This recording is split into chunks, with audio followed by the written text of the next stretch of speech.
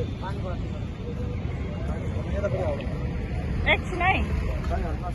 morning, Sakma Rajesh Dile. Today 9 August 2021. I feel immense pleasure that we have gathered here once again for the some noble cause of feeding the needy.